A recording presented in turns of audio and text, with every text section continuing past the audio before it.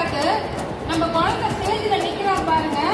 இவருக்கு வந்து 4லேருந்து 5 வயசுக்குள்ள தான் இருக்கு ஏஜ். ஈகிள் லெவிங்ஸ்டன் அகாடமி அவங்க கிளப்ல இருந்து வந்திருக்க பையன். அவருக்கு பார்த்தீங்கன்னா வலது கையில வந்து சிலம்பம் பண்ண முடியாது, இடது